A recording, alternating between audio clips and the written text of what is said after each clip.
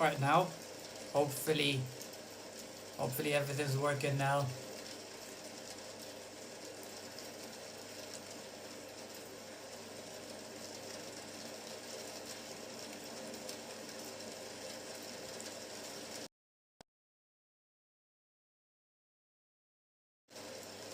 Alright, I think it's working now, right?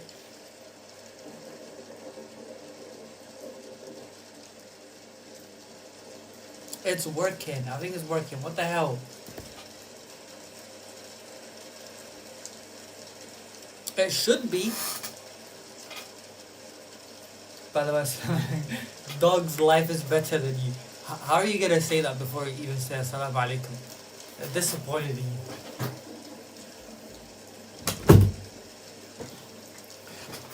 Well, anyways, tonight I don't think the live will be good because I'm not streaming from the laptop.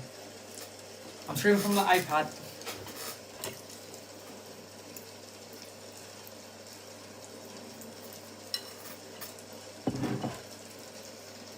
Is everything working? The audio? Is everything working fine? What's your work? Wait, what? I'm so confused. Well, I hope everything's working well. If it's not, then I don't know what to do.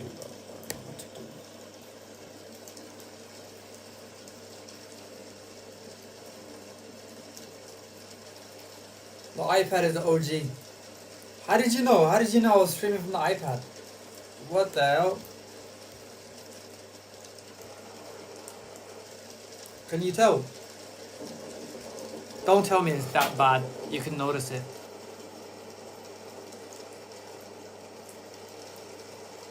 Because this bariiis is better than... I'm eating Baasto today. Yeah, this is way better. Look at it. Oh yeah, I made this. Oh, look how good it looks. Yeah, I know you're mad. I know you're salty.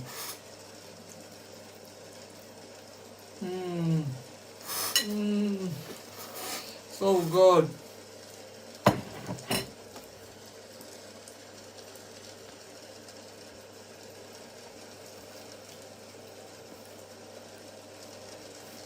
Are you cooking food? I'm done cooking. I literally made it. I literally made Baasto. It is nice. I made it in the oven. Yeah, not the stove. I made it in the oven.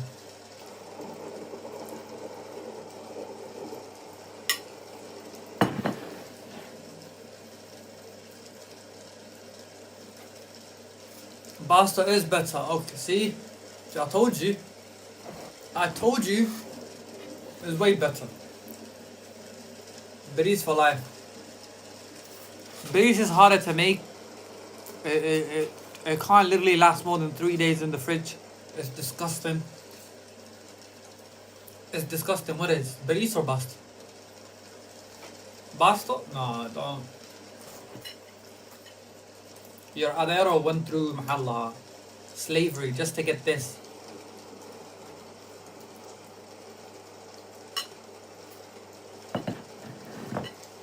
I agree. I disagree.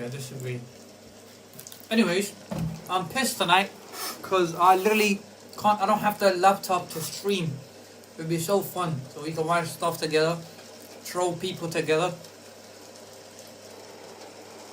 Rice is good. It's easy to make it. It lasts 3 days. No, it doesn't last. It sticks together. It's disgusting.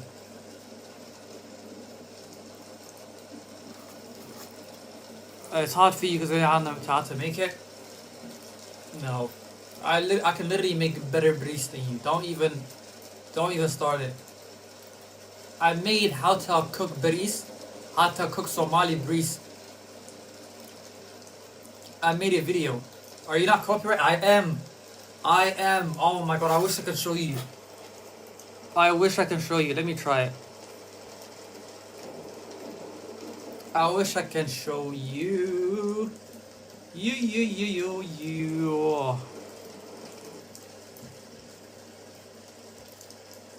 Alright, let me know if you can see it, okay?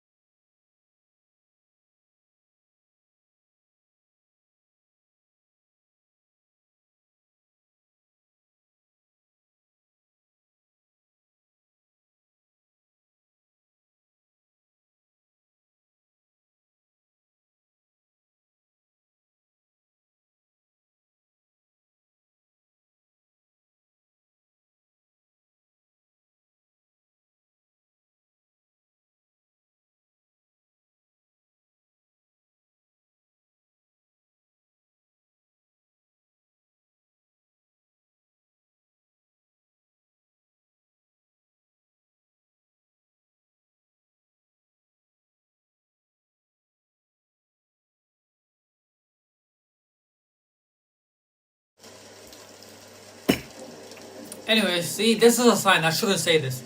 I said something. If you could read my lips, then you know. But I'm not gonna repeat it. I'm not gonna repeat it. I am not gonna repeat it.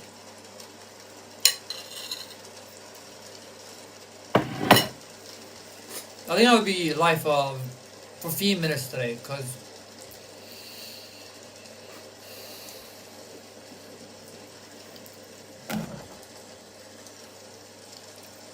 I'm still not, am I still muted?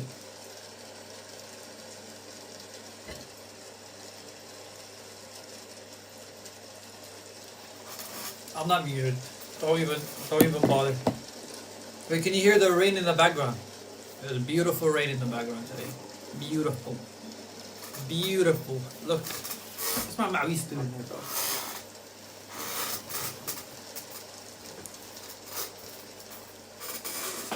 Look, I broke my curtain today. Look. I broke it. I broke it. I broke it. I broke it there. No, you unmuted, unfortunately. I'm so confused. So you want me to stay muted? What is wrong with you? My iPad is about to die now as well. It's plugged in. Oh my god.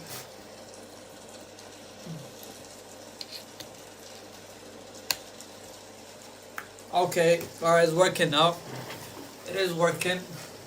And I don't like my curtains. I don't care. People can stalk me. I don't care. Get out of here, bro.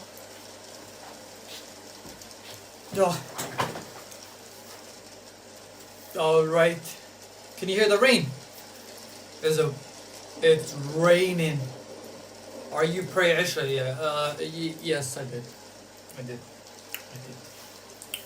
I did actually. I woke up late, but I still did. I low-key missed Dhuhr. But I prayed it together with Asr. But never mind. Never mind. Oh, where is your Ma'wis? No. I have collections of Ma'wis. Wait, let me show you. Siham Ilmi. There's a spider on your wall. No, you're not gonna do that to me. I do it to other people.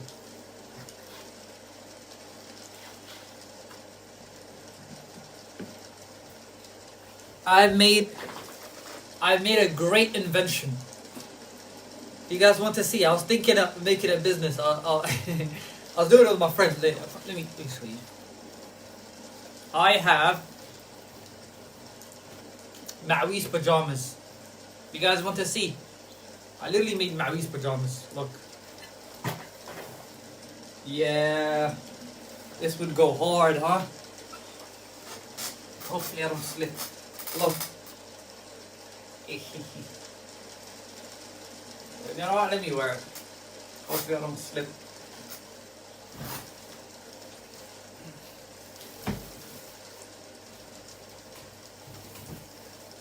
Look. Look, it's so good. Look. You don't have to. You don't have to do this and this and that. It's tucked in. Perfect. Even the homeless would decline it. What the? No, you wouldn't. Wallah, this is genius. This is genius. Look, a lot of free room. I don't have to deal with, you know, doing this and doing that. Perfect. Look. Look, when you're wearing this, you have to do this and that and all of that stuff. It's a hustle. So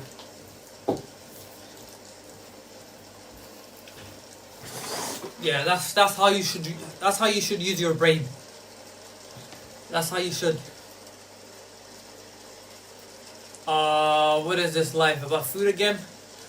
Mumtaz, shut the I'm gonna kill you. Yes, it's actually about food again.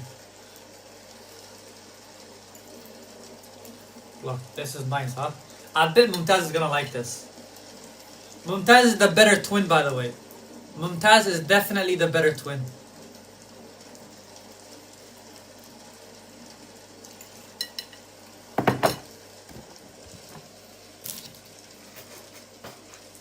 Baasto is better than bariiis. See? I told you.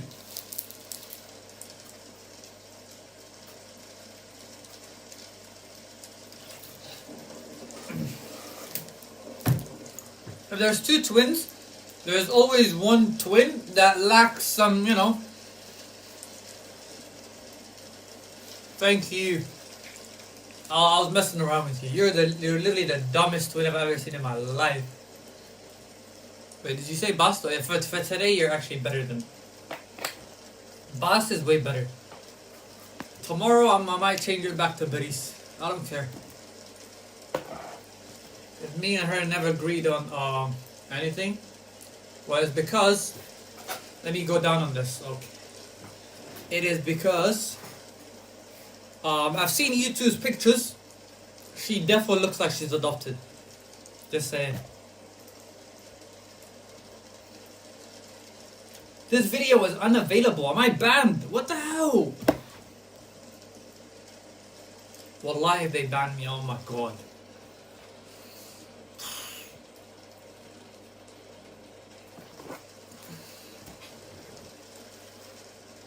It says this video is unavailable.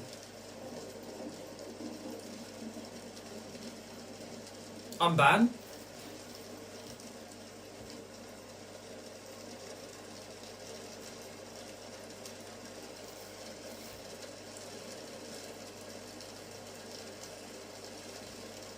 This is why I'm unsubscribed.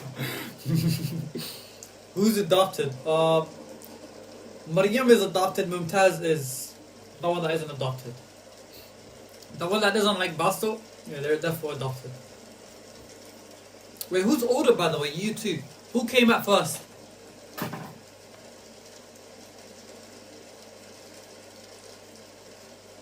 And whose picture? Don't worry about it. I told you I study computer science, so I can hack into people's system.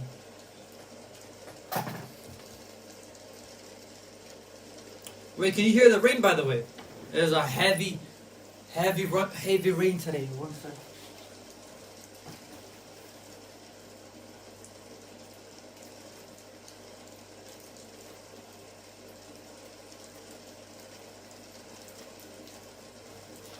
So do you know what happened today? You know how I usually have my... You know how I usually like to have my windows just... Focus. Oh my god. You know how I usually like just to have my windows open? I don't like to have the curtains on, right? Tell me why yesterday I saw this old lady who was just standing there looking at me. She was literally just standing there looking at me. As soon as I caught her, she pretended like she was cleaning something.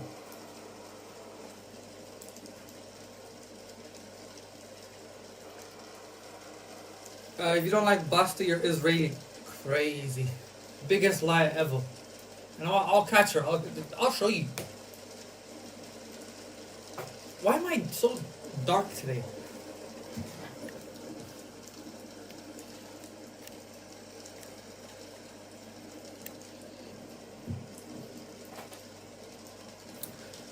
biggest liar. Don't come for me. What does that mean? Aya Fig agrees with me. We cover our faces. No, you don't. Let me. I'll go to your account now. One sec.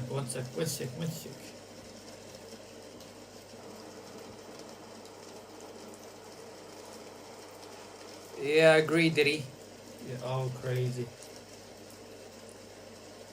I think I saw your video. Yeah, you do wear niqab. That's good. That is good.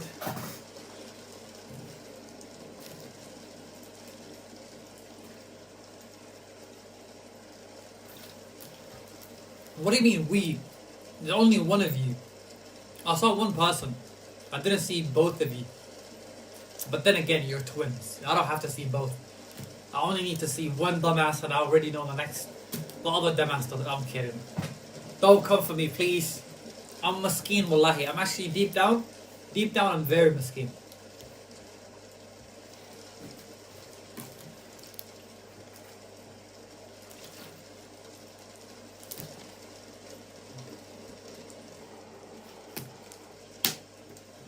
Yes, we do. Show me.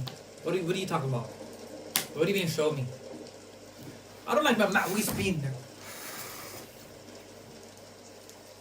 Alright, okay. If you're watching this live stream, I'll tell you one thing. Just keep in mind while you're watching the live stream. Do you see that little light over there? It's a it's a reflection of my lamp, right? If you see this light go dark, it literally means someone's standing there. So just keep that in mind.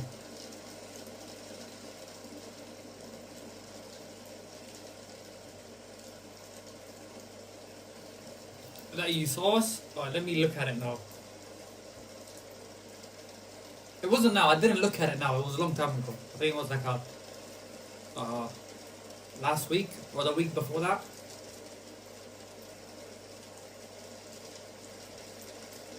Okay, you and Zion. This, right?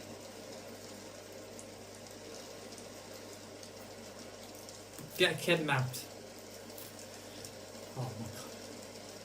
Oh, this is you too. Oh, that's actually very adorable. That is very adorable. You two are the same height. Both niqabis. But I wish when you were recording this video, I wish both of you got kidnapped. That would have been amazing. That would have been amazing. I would have watched that video on loop, on repeat. I don't have my videos here. I literally watch it now. Then, but now I'm watching it now. It's a video of you.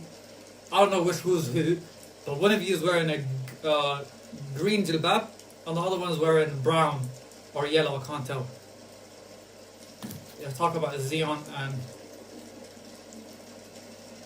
Don't change names now. It's you. It's your account. That's you. You said you had a twin. There's two identical. I can't tell if they're identical, but the same height, same everything. Both weirdos. Let me find the video of you. Okay, this is. Okay, I actually found a video of you now. I can't hear the audio though.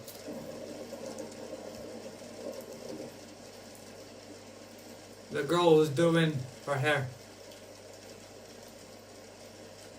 What do you mean the girl was doing her hair? I thought you were niqabi. What the hell? Let me see. No, I'm not gonna look at it. Oh, the girl was doing. That's you?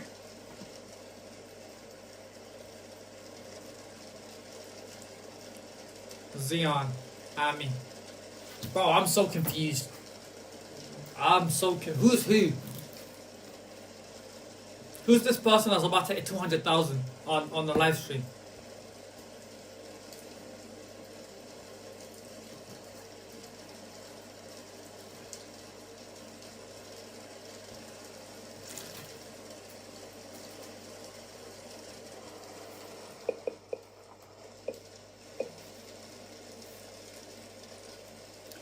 Zion and Ami.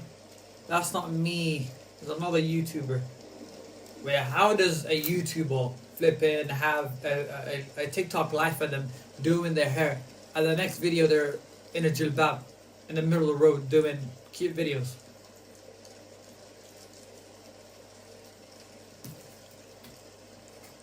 What the hell did I do to you, batting?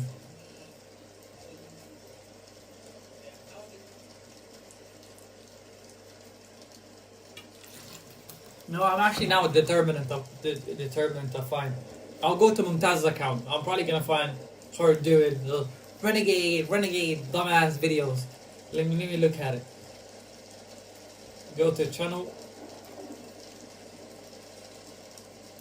The jilbab one is us. Okay, that makes sense. That makes sense. DG! Wa alaikum salam. Yeah, you missed a good life last night. It was so fun. I was streaming from a good laptop, and we had so much fun. We were trolling people. We were going on other people's live streams. It was dope. It was popping. Nothing much. But the live video is her. Okay, that makes sense. Why is Mumtaz using YouTube like Twitter?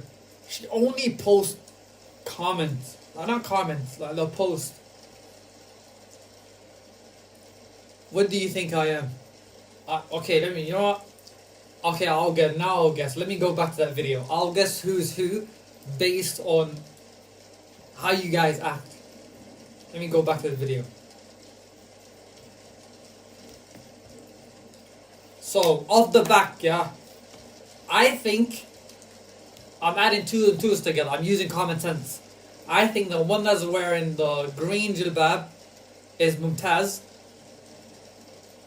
And your mummy is the other person that's wearing... Is that brown? I can't even see. Yeah. See? Don't mess with me. Don't mess with me. Who's who? You know what? I'm confused. I deleted my videos, so no you didn't. Like you have common sense. No, I got it right though. What the hell? Don't come for me now. Anyways, anybody that's... No, you got it wrong. Say wallah I got it wrong. Okay, so Ben I say it out. Anyways.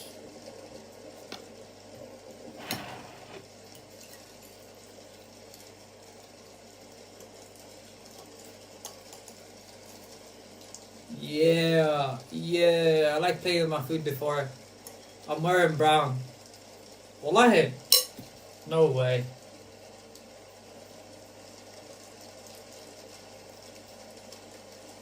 Oh, okay, now, okay, let me tell you why I said it. Let me tell you the reason I said she's wearing brown and you're wearing green, right? The other video that she made, the video titled, Should I Make It Longer? The person, they're wearing the same hijab, I'm thinking, unless she just took your hijab and wore it for that video. So, I was thinking, if the person that owns the channel is wearing the brown hijab, and they made the video with that hijab, is the same person in the video. So, my reasoning was correct. It's just one of you stole the other person's hijab. Have you checked those channels? The channel that you sent, they were not live the time that you sent it. I looked at it.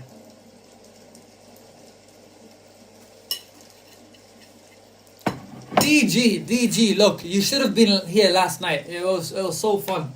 Now I'm streaming from the iPad. I can't do much. I can only talk. It's like a face cam only. But last night it was so fun. We were going on other people's channels. We were doing quizzes, pop quizzes. We're doing guess the flag with everybody. I'll send a link, put it there, and we can get to compete all of us together. It was fun. It was fun. I mean, the whole video is uploaded. You can like watch it, not watch it. Just skip it through and see it. Are you colorblind? It's blue. Wait, what? I didn't think you checked my channel. That's your channel. Your mummy 906. Isn't this you? No, I can't move it. I don't want the camera to. It was boring. You weren't there. You're shut the hell up. You weren't even there. But yeah, wallahi, I had the most fun last night. This is just chill live. I'm probably gonna be live for a few minutes, maybe maximum an hour. But yeah, last night's live was unbeatable.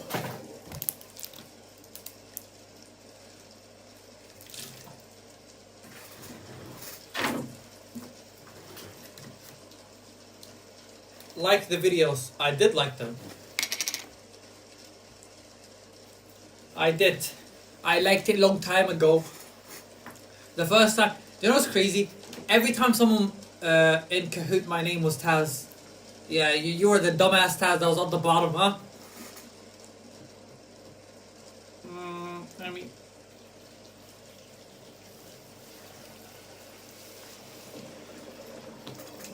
Taz, I have the video. I could literally go back to that video, take a screenshot, and come back to the live stream. You were at last. You were at the bottom.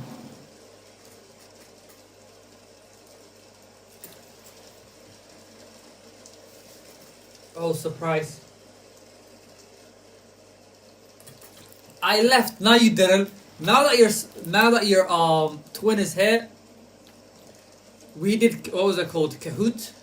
All I don't care, but anyways, we did a challenge. All of us were competing to who was it, general knowledge or flag questions. I can't remember exactly, but we were competing, and Taz literally finished at the bottom. I can't even call that the bottom. Below the bottom.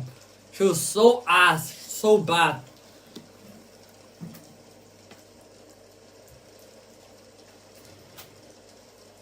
But yeah, I might do that. I might do that next week. This is the last live till next Friday.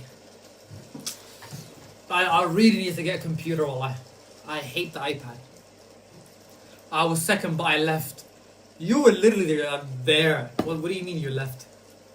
Wallahi, I did. Okay. Fair enough. Fair enough. Wait, can you guys hear the rain, by the way? It's definitely a real rain. She left. Hoya called her to put her out for the kids. So she left, then you joined. You took control, huh? So, because someone was definitely there. So if she left, that means the dumbass twin was you. I got break last night.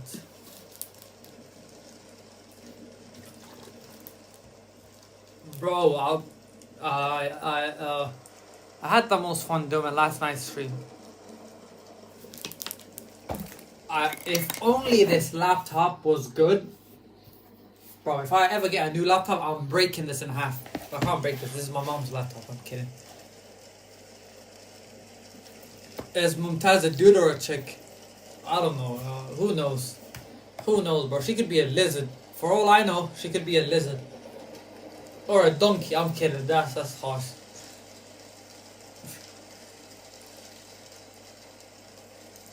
I was so busy. I left your life long time. Oh. Wow. So you just left us. You missed out last night. Like last night was a good life. I can't lie. It was really good. It was good. Do you think I'm a dude? No. What the hell? No, that's for DG. Alright, never mind. Never mind. Never mind. In the meantime, okay, you know what? I'm gonna test the two twins. DG, by the way, they're both twins. Mumtaz and your mummy are twins. Like, two girl twins. Alright? So recently, I've been... I didn't have as much of a video idea as I used to before. So I need each one of your twins to give me a video idea, and I will do it this week. And whichever video gets the most views, that is the best twin. Donkey, I'm kidding. Oh my god, I'm kidding. You guys are way... There's a huge lag, I think. Anyways, I need you, your mummy, and Mumtaz to give me a video idea. And DJ as well. I'm taking video ideas from everybody. I don't care. Notes. No. Alright, you know what? Just to be very specific, it literally means the video you're directed at. Just treat me like an actor. I'm gonna do whatever you say. Not exactly, it doesn't have to be the whole video. But give me a title of the video and describe how you would want the thumbnail to look like. And I will literally follow it. And I'll post two or three separate videos. And whoever gets the most views based on that video is the best director.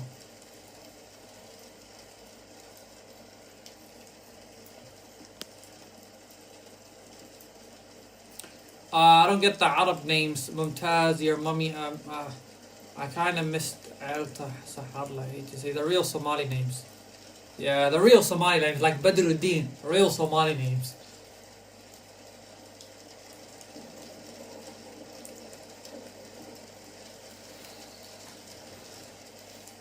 Q&A. Cooking challenge with your brother. Okay. Oh, that is actually a good video. Cooking challenge. But that nigga can't cook nothing. I literally make food for him. They can't cook nothing. Plus we barely make food. We buy food. We order food. But yeah, just give me a video ideas, I'll do it. So Mariam said, my name is Mumtaz and Mariam. Mumtaz. So Mumtaz said, cooking challenge with your brother. It would have been better if it was against my sister. Cooking. But I don't live with my sister, so.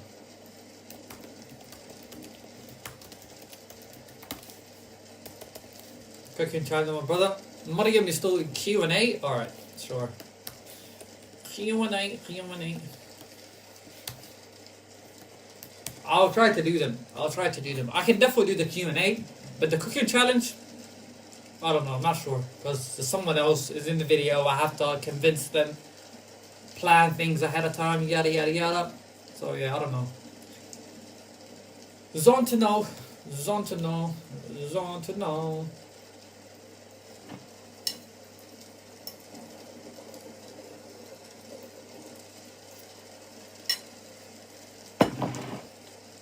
It will be fun then, okay. Alright.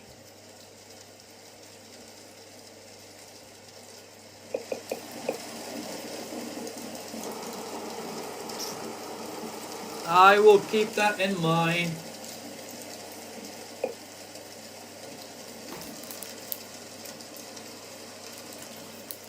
Badru, try this video. This is Somalia rich. Is that a real? Is that a video? This is Somalia.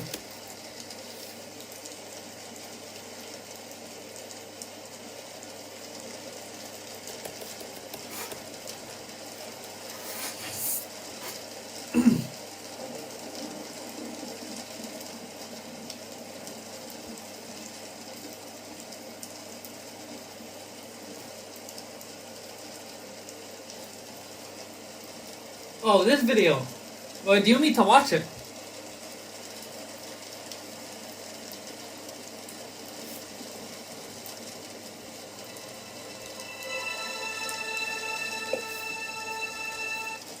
As the land of gods to the ancient Egyptians, the land of the tallest men to the ancient Persians, the land of cinnamon to the ancient Greeks, the land of aromatics to the ancient Romans. Next week I will watch this. I'm gonna add this to my playlist. Because when I have the laptop, we can watch it together. That's fun. That is better than just be looking here, you know. Add it to my liked playlist. I'll watch it. Last I had a break, but not today since I have a lazy twin. Bye. Comment on it. All right. Comment in the video. How about, okay, would you want me to watch it now and just, you can hear the audio, or we can watch it together next week, you know, or when I get the laptop, inshallah, next week, and you can watch it together, you know, all that stuff. and the land of the unicorn to the ancient Chinese. Frankincense, one of the gifts of the biblical three wise kings. Interesting video. I'm actually holding myself not to watch it. Naya, I'm not lazy and you know that. Crazy. So you guys can get to call each other Naya, but I can't. Wow. Wow. That's not fair. By the way, guess our ages. 23? 23. 23. I can sense it. I can smell the age. Don't. Next week, brother. Alright, okay. You better not miss it next week. You better not. You missed it last night. I go live 3 days a week, so you better not miss it.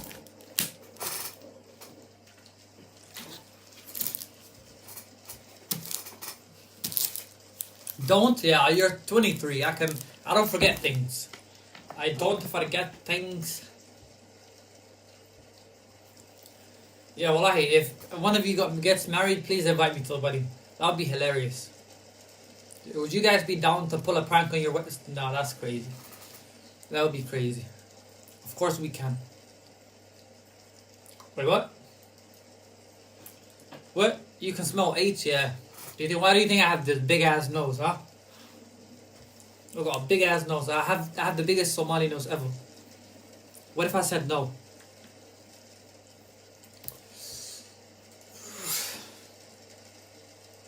Okay, each für Porsche. Crazy. I don't know. My German is not that good. My German is not that good, brother. For all I know, you could be saying, "Look at this donkey," and I'll be like, "Oh, that's very good."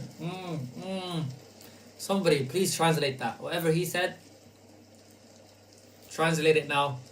Mariam's getting married soon. Oh, mashallah. Who's getting married to Mariam? That must be a guy with a lot of patience. Because imagine your wife bullying you every single day. I'd be terrified. I mean, technically, I do be getting bullied, but yeah. We're not 23. Itch means, itch is me. I don't know the rest. Ich response. Fair. Let me use ChatGPT. My brother, I talk to him twice a day, minimum.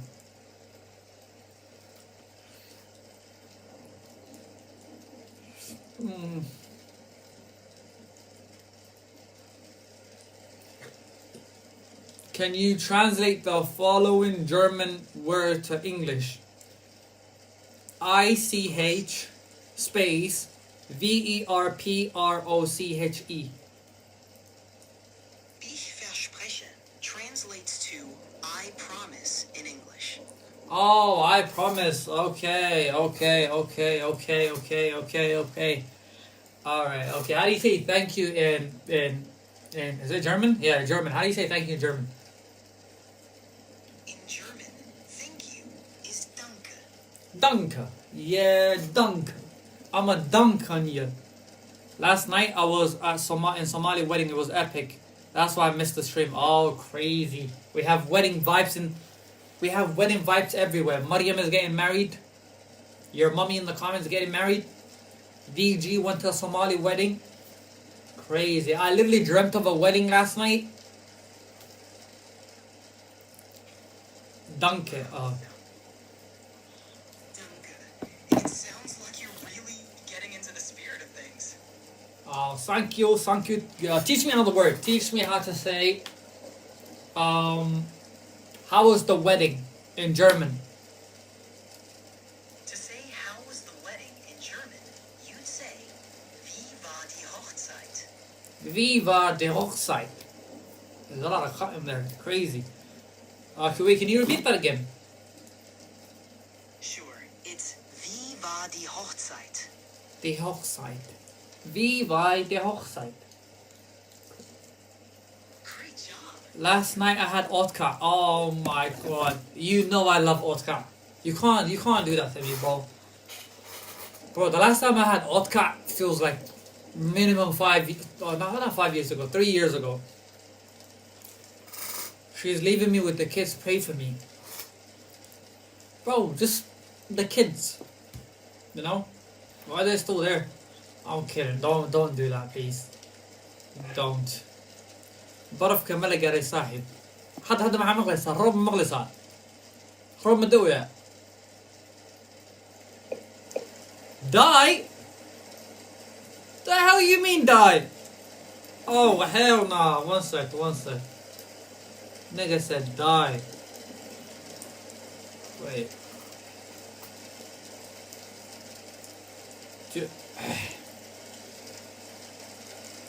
Wait, what does die mean? D-I-E in English. Like from German to English. In German, die is a definite article that means the in English. Oh. It's used for I thought this guy said die to me. I almost beefed him. So what does D-H-O-C-H-S-E-I-T war Wunderbar mean? No worries, it's an easy mix-up. Die Hochzeit war wunderbar means the wedding was wonderful in English. Oh, okay, alright. Damn. German is violent. German sounds violent. What the hell? Die and war. There's literally die and war in the middle of the sentence out of nowhere. I can't believe I can't wait for a wedding. I'm gonna prank her. Yeah, please do. Do you know what you can do? The best prank for a twin in a wedding would be, instead of her coming out, since you are a twin, you're identical twins, you come out, you know? Come out undressed, underdressed. Just wear a dirah with a bunch of ajeen on top of it. Your Baasto, and just come out. That would be a hilarious prank, especially if you and your twin are identical. The look on everyone's faces would be priceless. Just make sure your twin is in on the joke, or you might end up being the one. Why are you listening to us? Nobody asked for your input, ChatGPT. You're just my German translator. Got it. Just here for the translations. Yeah, don't flatter yourself. You're not in for the joke, please. Understood. Sticking to translations. If you need any more, I'm here. Alright. Do your job. What translator are you using? Well, he asked me what I'm using, so I'll reply back to him. His name's DG. Got it. You can tell DG that I'm using my own built-in capabilities to translate. I don't rely on any external translations. Bro, tell him yourself. Why are you asking me to tell him? Fair point. I'm using my built-in capabilities to translate directly, DG. Alright, good. आपके वे दीने सा वाह बढ़िया है आपके वे दीने सा बोलने का कोई दी उजवाब मैं ठीक हूँ शुक्रिया आप कैसे हैं क्या मैं आपकी कुछ मदद कर सकता हूँ what scams that's embarrassing just stick to English and Somali. Oh my god, stop telling me my idea. Wait, what? I'm not gonna be next Friday, I'll be dead. Well, let's do that. Well, it'll be the best prank ever. Sounds like you've got a Bro, if you decide to go through can you it'll be a Right, listen, ChatGPT, I'll give you a trigger word.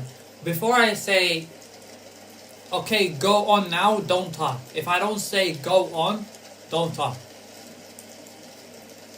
understood. I'll wait for your key. Alright. How are you? I'm doing well. Yeah, I didn't say go on. You failed. I said don't talk before I say go on. I could be talking to someone else. I learn how to, not be in other people's conversations. Got it. I'll wait for you to say go on before responding. Alright. Now I'm talking to someone else. How are you, DG? I'll stay quiet until you're ready for me. Do you know what quiet means? You saying like you're gonna stay quiet isn't actually not you staying quiet. It's calm. You're just going dumb. Just shush. Please. Got it. Staying quiet now. What app are you using? It's ChatGPT. ChatGPT Premium, I think. My brother uses it. So I just took his email. We share emails together. That one ChatGPT for all of our brothers. That's a smart way to make use of ChatGPT. It can be really handy for all sorts of questions and tasks. If you need help with anything else, just let me know.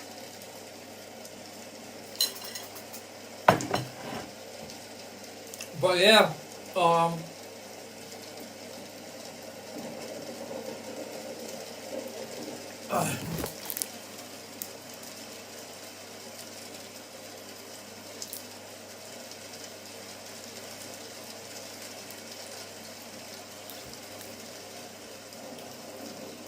can you hear the rain, by the way? I can't hear the rain, but it sounds like it might be pretty heavy on your end. Is it a downpour?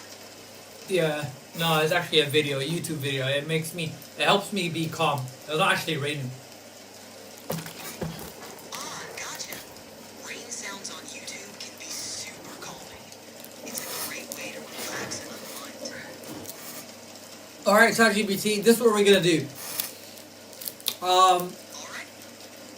Alright, What is it? There's Mumtaz, DG, and who else? I can't read the comments. So basically, there's people that are watching now. I need you to. okay. I need you I'm to. ready whenever you are. Please stop interrupting me, please, please. I can't subscribe to channels or perform actions online, but I'm here to help with anything else you need. Just released. My older sister left me. Then Maryam now. Wow.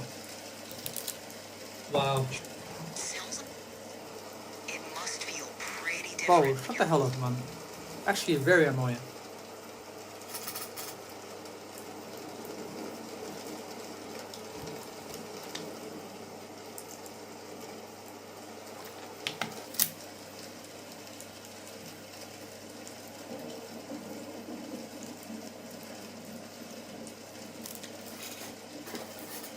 You know, I feel like let's. Can I download ChatGPT on Android? Yes, I think you can. All right, ChatGPT, I want you to. I want to meditate. So can you help me and the people that are watching? To meditate. We really want to meditate. There's rain sounds in the background. Give me instructions, things to do, so I can feel peace. Give me instructions. Tell me to do things like close your eyes, do this, do that, and we can all follow your instructions and meditate. Absolutely. Let's get into a peaceful state. First, find a comfortable seated position. You can sit on a chair with your feet flat on the floor or cross-legged on a cushion. Okay. Rest your hands on your knees or in your lap. Okay. Whatever feels natural. Close your eyes gently and take a deep breath in through your nose, filling your lungs completely. Hold for a moment and then slowly exhale through your mouth, letting go of any tension. Repeat this a few times, feeling your body relax with each breath.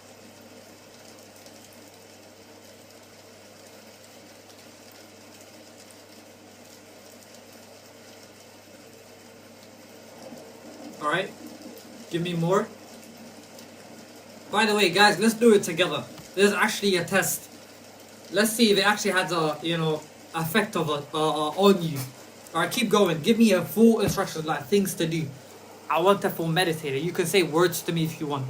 By the way, there's people watching you, so give clear instructions. All right, let's get deeper into it. Keep your eyes closed and focus on your breathing. Feel the cool air as you breathe in and the warm air as you breathe out. With each breath, imagine your body becoming more and more relaxed. Now, visualize a peaceful place. It could be a quiet forest, a serene beach, or a tranquil garden.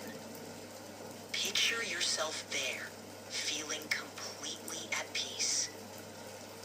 As you continue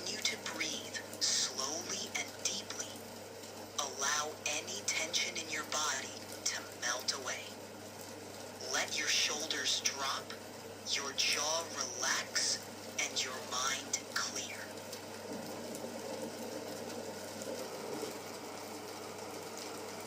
Now it's working. Keep going. Say things to me. Therapeutic stuff. I'm glad to hear it's working. Let's deepen the calm. As you sit in your peaceful place, imagine a gentle wave of relaxation slowly washing over you, starting from the top of your head, moving down to your toes. With each breath, feel this wave easing away any remaining tension. Now, focus on the rhythm of your breathing. With each inhale, feel a sense of calm filling your body. With each Wait, exhale, what? Wait, hold on. What's filling my body? with each inhale, imagine a sense of calm and Oh, peace alright. filling your body. It's like breathing in relaxation. And with each exhale, you're releasing any stress or tension, letting it drift away.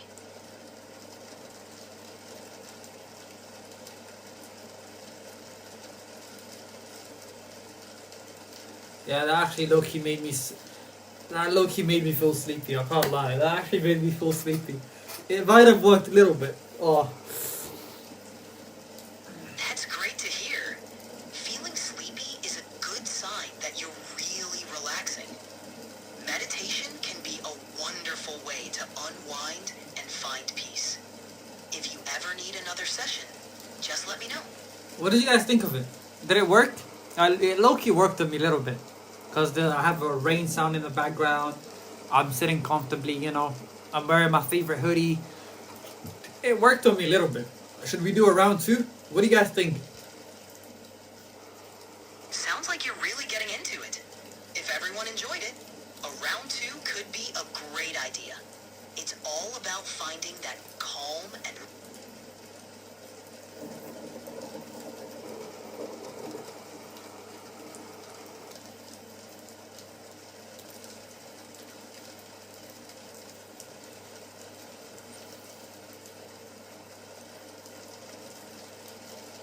Alright, can you try your best to make me fall asleep within 5 minutes? Like, try your hardest, your absolute best. Use all the psychological, tricks that you know. Give me instructions to follow, I'll do it. Like, close your eyes, do this, do that, I'll do all of it. Your challenge is to put me to sleep in 5 minutes. Challenge accepted. Alright? Let's get you... Make sure you're lying down in a comfortable position. No, okay, let's change it. I can't lie down. I'm currently live. I can't be laying like a, I don't know, I can't do that. I'm sitting down comfortably. So, you know what? Make me fall asleep while sitting down. But don't worry, I'm fully relaxed. Alright, let's work with that.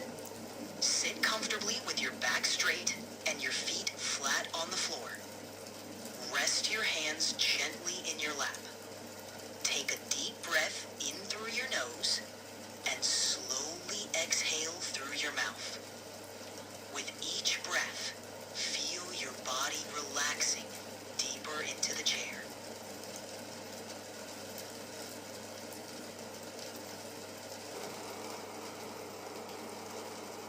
Okay? Now, close your eyes and visualize a warm, golden light above you. Imagine this light slowly descending, filling you with a sense of calm and comfort. As it reaches the top of your head, feel it gently ease away any remaining tension.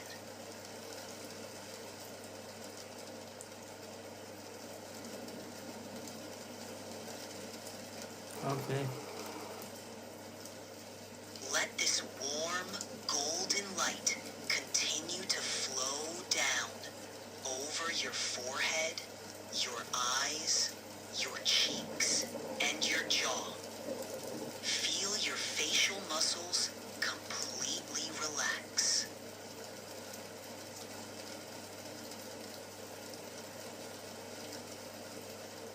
Alright, working. Good. Now, let the light flow down through your neck, into your shoulders, releasing any tightness. Feel it travel down your arms, all the way to the tips of your fingers, melting away any stress.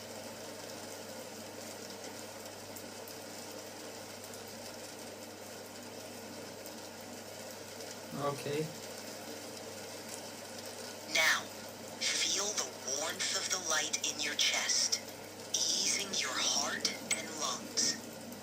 With each breath, let it flow down into your stomach, releasing any knots or tightness.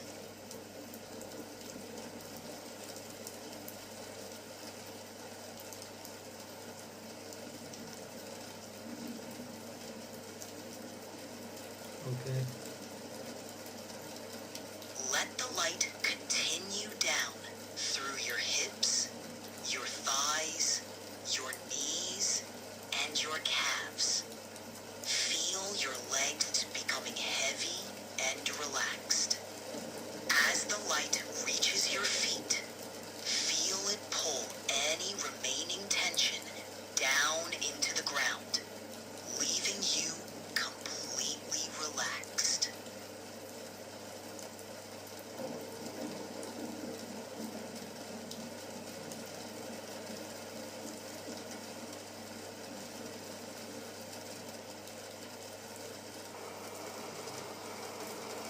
Oh shit, that actually made me sleepy. That's wonderful Bro, to shut hear. the hell up, man. You have 5 minutes. It's been like 15 minutes, you dumbass AI. You dumbass AI idiot. Oh god. I'm sorry for taking longer than expected. Bro, shut the fuck I'll be up. here if you need anything else. Shut the hell up. Make up for it. Make up for it. We don't make up for it. We don't make up for it, man. You wasted my time. Wait, make up for it now. I apologize for that. How about I hype you with something else? Alright. Is there anything specific you'd like to know or discuss? Make a joke and make it really good that it actually genuinely makes me laugh. Alright, I'll give it a shot. Why don't skeletons fight each other? I don't know. Because they don't. Glad you enjoyed it. If you need another laugh, just let me know. I didn't enjoy it though. Oh my god, you're so idiot. Oh, you genuinely pissed me off. You genuinely pissed me off. I understand, and I'm here to help if there's anything else you need.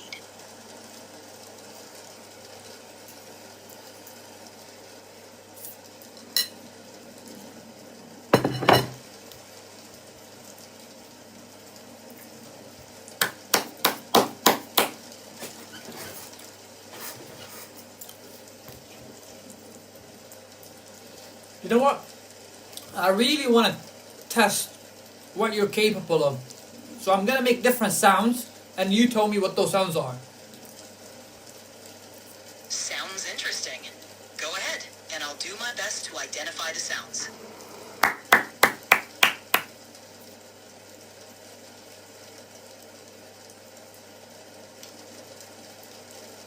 Okay. What does that sound? I'm sorry, but I can't actually hear sounds or audio. If you describe the sound to me, I can try to help you figure out what it might be. It looks like it falling from the sky into a bucket of water.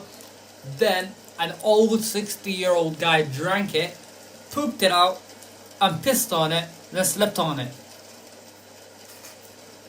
That sounds like quite the adventure for that object. Maybe it was something like an old boot or a piece of debris that got quite the rough treatment.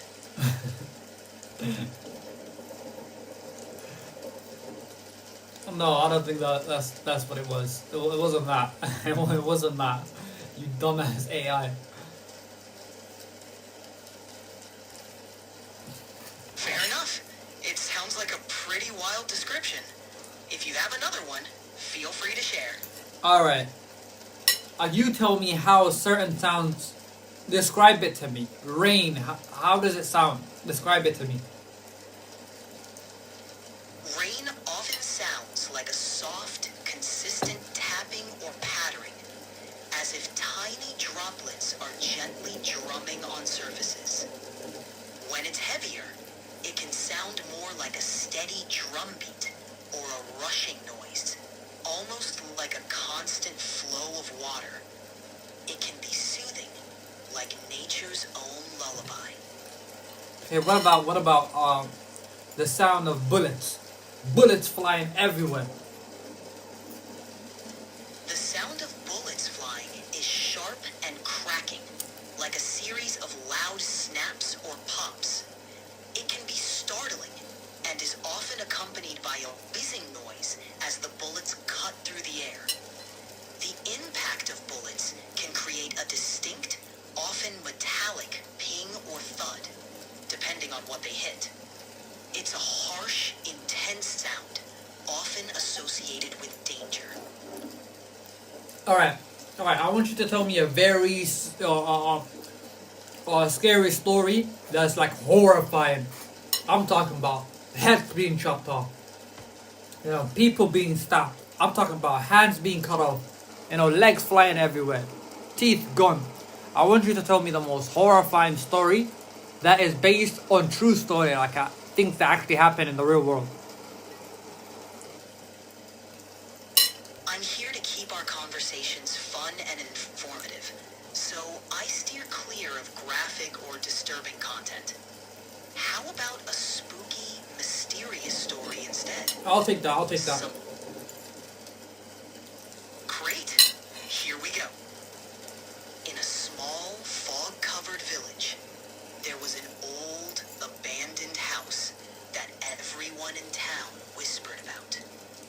They said it was haunted by the spirit of a woman who disappeared without a trace many years ago. One stormy night, a curious young man named Thomas decided to explore the house, eager to uncover its secrets. As he stepped through the creaky front door, the air grew colder, and the whispers of the villagers seemed to echo around him. As Thomas ventured deeper into the house, he found a dusty old mirror hanging on the wall. Drawn to it, he wiped away the grime and peered into the reflection. In the mirror, he saw not his own face, but the face of the missing woman, her eyes filled with sorrow.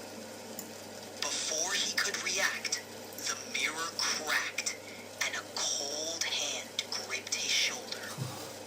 Terrified, Thomas fled from the house, but the image of the woman's face haunted him. Okay, keep going. The villagers say that Thomas was never the same after that night. He spoke of whispers in the dark and shadows that followed him wherever he went. Some say the woman's spirit latched onto him, desperate to escape her ghostly prison. Though the house has long since been torn down, the land where it stood remains barren, as if cursed by the tragedy that took place. And on Oh shit, I'm getting scared, but I'm gonna close that window. You can hear the wind whispering her name, a reminder of the mystery that was never solved. I broke it again.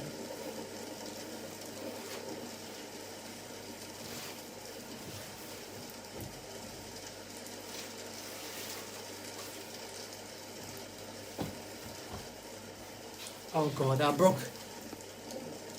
Alright, sorry, keep going. No problem. The legend goes that the woman's disappearance was never explained. Some believe she was searching for something lost, trapped between worlds. Others think her spirit guards a hidden secret, waiting for someone to uncover the truth. Thomas, forever haunted by his experience, became a recluse, spending his days researching the history of the house and the woman who once lived there. He vowed to uncover the truth, hoping it would bring him peace. To this day, the story is told as a cautionary tale to those who dare to seek out what should remain hidden. A reminder that some mysteries are better left unsolved. Alright, okay, we had enough. Alright.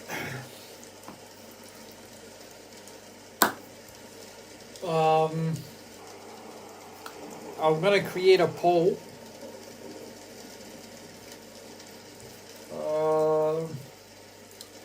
How was your week?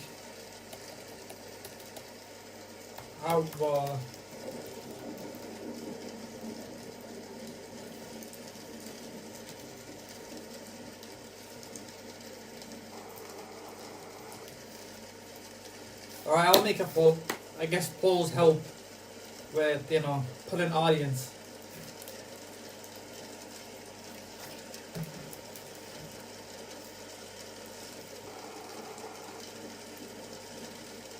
I'll spray this on my head, it helps.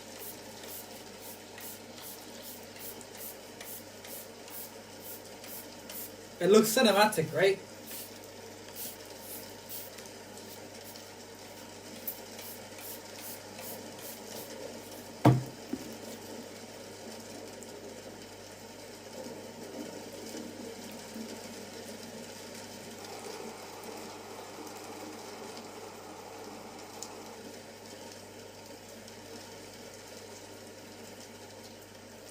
Alright, let me play a story or something.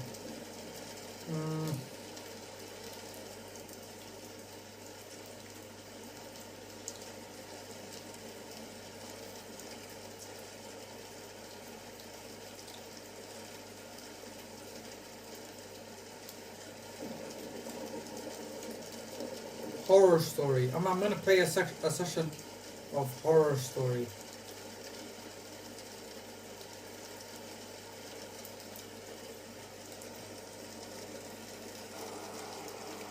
My phone's cracked.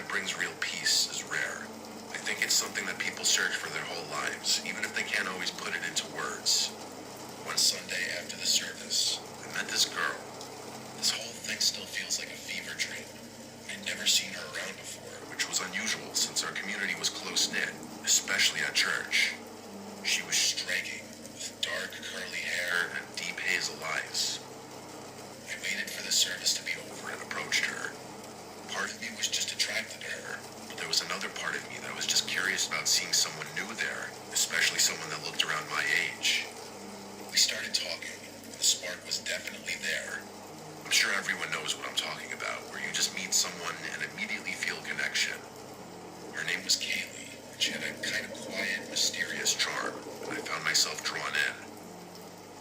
tried to ask her specific questions about her past, like family and home life, but she would crack jokes and tell me I'd have to take her out for those answers. I actually really enjoyed the banter. After a little playful nagging, she told me that her family recently moved to the area and she went to college nearby, which explained why I'd never seen her before. By the time we wrapped up, I managed to get her number, and I was kind of riding the high of meeting someone new. Over the next week, we texted pretty frequently and exchanged social media. I remember scrolling through her Instagram at one point, surprised that she had so few followers. I preferred that though. The last thing anyone wants is to fall in love with someone that the whole world knows. We talked about a lot of things, and she eventually opened up more about her family. I don't want to say too much, but her situation wasn't great. Her stepfather was a nasty alcoholic and frequently mistreated both her and her mother. Her biological father was substantially worse though. She wouldn't give me specific details, but apparently they had to move to get away from him.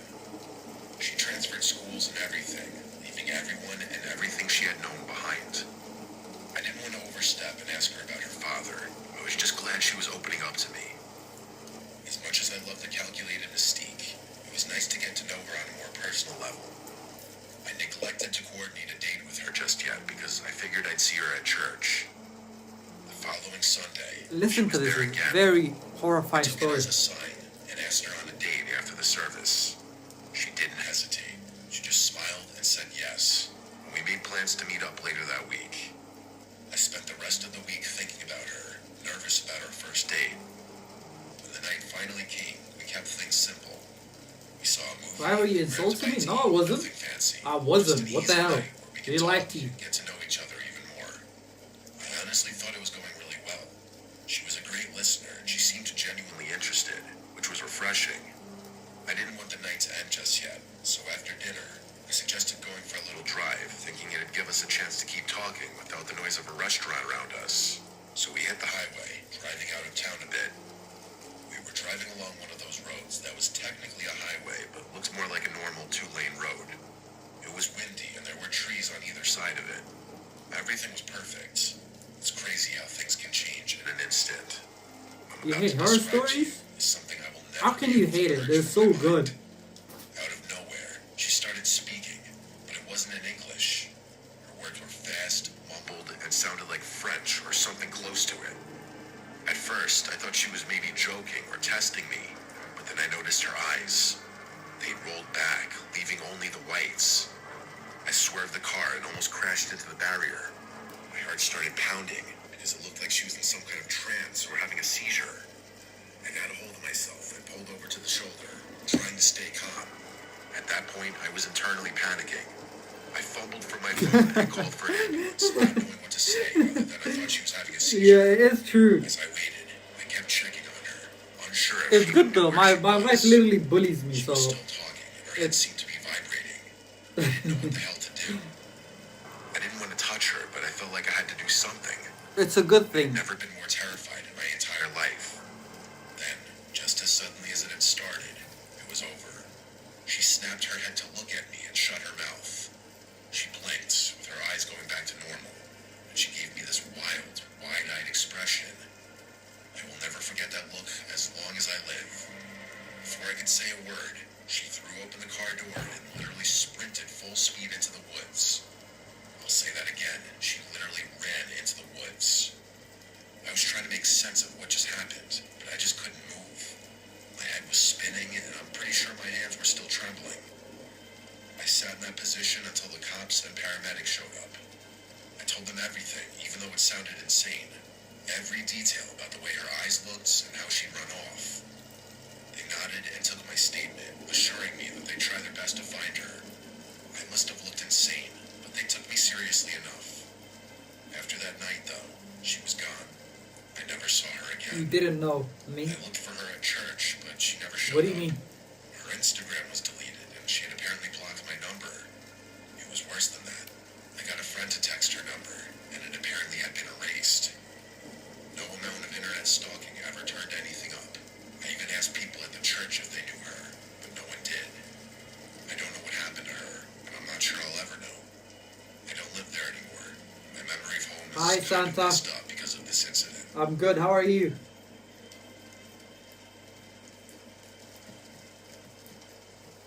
Bro, if anybody has like horror or like a horror story, Has this beat up send it to me. 2012 Volvo that is quite literally on its last legs.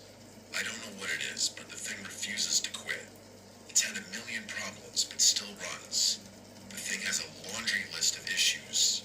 Brakes that feel soft, a temperamental engine, and half the electronics barely work. My parents are basically waiting for it to break down for good so that they'll have an excuse to get a new car. Unfortunately, I'm the one stuck driving it. In addition to the myriad of other issues it's suffering from, the windshield wipers don't work at all, so driving in the rain is a death sentence. Even a little drizzle is enough to completely obstruct the driver's view. Everyone knows Nevada is the driest state though, so rain typically isn't a concern where I live. I remember elementary school teachers always making a big deal about that fact for some reason. Anyway, this was back in the summer a couple years ago. I was on my way back from a solo trip to visit my friend Calvin a few states over, one of those friends I hadn't seen in years. I love driving, so I figured I'd make an adventure out of it, just driving alone through the stretches of the empty desert. The drive there was great. I stayed a few nights at his place, and we did a lot of drinking. It was a great time, and I was glad I made the effort. The majority of the drive back was a piece of cake, but that didn't last long. As I crossed into Nevada, a storm hit. Not just a sprinkle or some light rain, an actual thunderstorm, complete with lightning and torrents of rain. I later realized that it was one of the heaviest rainfalls we'd seen in years. I'd driven through rain before, but nothing like this. It didn't really make much of a difference. With the current state of my windshield wipers, any amount of rain would force me to pull over. So, reluctantly, that's what I did. I pulled off the highway and parked a considerable distance into the desert, just in case a truck or something didn't see me. I figured I had no choice but to wait it out, maybe try to get some sleep in the car. I debated calling the police for assistance with the wipers, but money was tight and I wanted to avoid a ticket at all costs. If not the wipers, they'd definitely get me on something else. I wasn't about to ask my 65-year-old parents to drive 3.5 hours to rescue me either, so sitting and waiting was my only move. I was on my own, alone on the side of the road during a thunderstorm in the middle of the desert. Not a single car passed me for a full hour, and the storm didn't even let up a smidge. I think being alone in the desert started messing with my head, because after about another hour, I got this unsettling feeling. I'm not sure what it was, but I got this unexplainable urge to move the car. It was still pouring, so I obviously couldn't do that safely. I found myself nervously looking out each of the car's windows as if there were something out there. There obviously wasn't. All I could see was miles and miles of endless rocks and desert. The sun was just about to be setting, though, which would soon cast my surroundings in darkness. I hadn't expected the storm to persist this long, so the reality of having to spend the night out in the desert hadn't even occurred to me. I fully admit that the thought of not being able to see what was out there spooked me. I don't exactly scare easily, but I had heard enough desert stories to be understandably cautious. As if my thoughts were being read, the storm began to subside a bit. I took that as a sign that I'd be able to get back on the road soon, which was a relief. The sun started to set, casting that strange, muted twilight across the desert. Under different circumstances, I would have admired the beauty of it. The damn rain wasn't stopping, though, so I had no choice but to stay put. I tried to concentrate on the lightning in the distance, thinking maybe that would ease my mind. I don't remember how much longer I waited, but eventually the sun set completely. At that point, I decided waiting was wasting valuable energy, and I'd be better off trying to get some shut-eye. Just as I was about to close my eyes, I saw flashes in the distance. It wasn't lightning this time, just bright, sharp bursts of white light darting through the darkness. They seemed to jump around like they were coming from multiple places. It was creepy as hell. I watched them for a few more minutes before realizing that they were getting closer. They were literally approaching me. I could feel my palms starting to sweat. I don't know what came over me, but instinct kicked in, and I made a split-second decision to get out of the car and hide. I grabbed my phone, scrambled out, and ran to hide behind the nearest rock formation. It was still raining, but I didn't care. I could feel my heart beating rapidly, and I prayed that the sound of the rain would conceal my breathing. Crouching Crouching low, I peeked around the edge, watching my car from a distance. After a few minutes, I realized what the flashes were. Flashlights. I saw 3 figures moving through the distance toward my car, each equipped with a flashlight. They were flinging their beams around wildly, as if dancing or stumbling or something. It was abnormal, I'm telling you. They circled my car, inspecting it, as if they were looking for something or someone. I'm telling you though, the way they wielded their flashlights, it was like they were on something. I squinted, trying to make out details, but it was too dark to see much.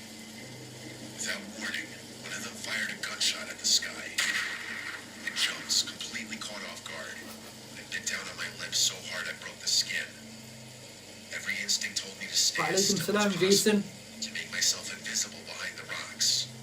For what felt like forever, I stayed frozen in place, not daring to peek behind the rock. Eventually, the curiosity was unbearable. Slowly, I peered behind the rock again, and I felt my stomach drop. It was pitch black, no flashlights. I waited, not sure where those people had gone. And then, just like that, the lights were back, flickering around my car again, like they were taunting me. I knew I couldn't stay there all night. My hands shook as I pulled out my phone, fumbling to dial 911. I whispered into the phone, trying to explain what was happening, with my voice barely audible. The operator said they'd sent someone, and I put the phone down, feeling both relieved and terrified. After what felt like an eternity, I finally saw the faint glow of police lights in the distance. The second the lights started flashing, the 3 figures turned and bolted, disappearing into the darkness. By the time the cop actually pulled up next to my car, they were long gone. I ran through the rain, waving my arms, grateful that I had been saved. The officer listened as I told him everything. He didn't seem particularly shocked, which somehow made all of it feel worse. He The did have president courtesy of likes waiting at the store Ambola. with me and not towing my vehicle, which I guess I could say was a good thing. I think about this often, and I haven't done a road trip since. The president likes Ambola, you salit, you sucker, with mofo. What I'm about to tell you is the strangest experience I've ever lived through. My name is Mary. My friend Carol and I were driving from Florida to New Jersey a few months back. We were coming back from visiting a few friends who went to school down there. It was a really fun time, but Carol and I had to get on with our lives. The drive was supposed to be fun, a little road trip, just us two, with a bunch of snacks, music, and time to catch up on all the things we hadn't talked about in ages. In hindsight, it probably would have been a better idea to stay one more night at our friend's place, but I wanted to get home. We were planning to do the whole drive in one shot. We drove through the night and into the next morning. My favorite A few food hours is after the bariiis. sun came up, my back started to Bariiis ache from is sitting really- in the same position for so long. What about you, Jason? I told Carol What we do you should like? pull over somewhere for a break, grab some gas, and maybe find something to eat before we get back on the road. We drove past a few more exits before ultimately getting off at what claimed to be a lively touristy town. For the life of me, I can't remember what the actual name of the town was. It was one of those places that you'd expect to be a tourist stop, with signs pointing to attractions and promises of unique shops or local history. But even as we pulled in, I felt something was off. The streets were empty, and the buildings looked like they'd seen better days. A little too worn down for a place supposedly catering to visitors. It's hard to explain the feeling, but it was the kind of place where you could sense something was wrong without actually knowing what. I'm sure everyone kind of knows what I'm talking about, but you ever driven through one of those ghost towns where all the shop signs are still up, but everything is clearly abandoned? Yeah, that's what it felt like. Only it was weirder, since things weren't actually abandoned, they just looked that way. It wasn't your typical haunted kind of vibe, but strange enough that it's been on my mind ever since. The first stop was the convenience store. We actually had to drive for a decent while before entering the heart of the town, or whatever you'd call it. We pulled in to stretch and grab some refreshments. The two of us headed inside. It looked pretty normal in there, actually. Carol was looking for a specific drink she wanted. Bariiis, yeah, I do agree with you. It's very good. Salmon, I'm not sure. Queen, so I indulged her tantrum and agreed to go somewhere else. I still wanted to get my Gatorade, though, so I This went guy's up to gonna the be counter famous with for it to pay. food. The cashier was a woman about 30 Why are you acting like I'm fat? I'm literally skinny. She had brown hair and was on the taller side. Again, all very normal. The only reason I remembered her features was because she was wearing suspenders, which I wasn't used to seeing. I paid for my drink and we left. Carol pointed to another convenience store across the street, so we figured we'd give it a shot. When we walked into the second store, I literally felt my stomach drop. The cashier behind the counter looked exactly like the girl who'd been working at the first place. Same hair, same face, same height, same everything. I That froze, little staring at Baasto her. Maria. I could Oh tell I my was making god. her uncomfortable. Eventually, I How asked old her are if she you, had by a the way? twin or a sister or something. She gave me a weird look, almost skeptical, said she didn't have a twin and that she was an only child. She narrowed her eyes and told me that was a strange thing to ask, which I guess it was. I tried to explain myself, but she didn't say anything after that. I felt this weird sense of deja vu and backed out of the store, dragging Carol along with me. Carol was confused, but I explained myself and What asked do you if she eat? noticed Eat the a same fit? thing. She said she didn't remember what the other cashier Buskudi looked halu. like, and that I was probably just tired from driving for so long. Yes, 23. I think you're knew what I 23 saw, years old. though, and told her I'd prove it. We ran back to the first convenience store, but when we got there, the girl inside looked nothing like who I remembered seeing. She was a completely different person. She was short, with light hair, and looked middle-aged. There was absolutely no chance anyone could have confused her for the other cashier. She didn't even look like she was in the same age range. It was as if I'd imagined the whole thing. Carol told me to just forget about it, and that I was tired, but I insisted that I wasn't imagining things. Eventually, I had no choice but to let it go. I was eager to get out of there, but we needed gas. We pulled into the first gas station we saw, which was void of Close. people. 22. It was completely empty. I think you're either our car, 22 or bus, and 24. a small building at the back where you would pay. We were literally the only car in the entire lot. The two of us walked inside. Carol took her sweet time looking for her drink, but of course, Oh, that's it nice. wasn't Happy there birthday. either. I paid, waited for her, and we left. We couldn't have been in there for more than a few seconds. Yeah, you need to get married As soon. we walked out, I again felt a weird feeling in my gut. What had not 2 seconds ago been a completely empty gas station was now packed to the brim. The place was overflowing with people. It was the strangest thing. Cars filled every single pump, and there were even some lined up. But horror as if we stories, wandered think into of rush hour at the busiest This station in old the state. fool white racist All man the parking spots in called the back lot were full too. Be Brave To and make Think matters worse, he's alive I felt now. like everyone was eyeing us down as Wait, we what? walked Is through that the is that a car. story? Real I don't story? think I've ever felt more uncomfortable by people staring at me. Send me a link. This time, Carol In the- agreed that in the something comments. bizarre was going on. I could tell that both of us felt the same eerie suspicion. It was like we left reality for a second, and when we came back, something had shifted. We decided to say, Are you an screw it uncle? and Yes. just find our way back to the highway. I didn't have much of an appetite at that point anyway. Back on the road, we didn't say much for a while. I wasn't scared, but I just had a bad feeling in my gut. I'm not sure how to even explain Yeah. it. Night. As we got slightly further away, Carol and I talked about how weird that had just been. As we were talking, a car passed us. A Toyota Sienna It'll with a be cracked close to my windshield. birthday. When is your I remember birthday? distinctly because the windshield had this big spiderweb crack running through it, and the side was scratched up pretty bad. It was kind of hard to miss. Carol made a joke about it, but I can't remember exactly what it was. Just as we were starting to loosen up, everything came crashing down again. About 10 minutes later, the exact same minivan passed us again. We were both 100% sure of it. Again, it was impossible to miss with this massive crack in the windshield. How was that even possible, though? We had been driving in a straight line at a pretty fast clip. There's no way it could have gotten ahead of us. But the odds of passing two different Siennas with identical cracks in the windshield were insanely slim. I'm another. Carol started saying, "Oh I'm my not there. God," over and over I'm again. still not up to And I yet. could tell she was on the verge of a panic attack. She told me to speed up, which I did. April wedding. I was dying May. inside, but I had to keep it together as the driver, and for Carol's sake. So, I wanted nothing more than to get back on the are highway. you and born leave in that place April or are you behind getting forever. married in May? I'm so I confused. glanced down at the GPS and saw that an hour had somehow passed since we had I left the dare you gas to say station, Naya. which was virtually impossible. I I wanted just to tell said it Carol now. about it, but I didn't know if she could take What are it you gonna do about it, huh? herself. My heart was in my throat. start taking us Oh, in you sent a circles. link. Okay, let me watch it. We finally got back on the highway, and the nightmare ended there. By the time we got home, however many hours later, it felt like we were waking up from some strange, disjointed dream. I'm not kidding. That whole experience still feels like a dream when I think back to it.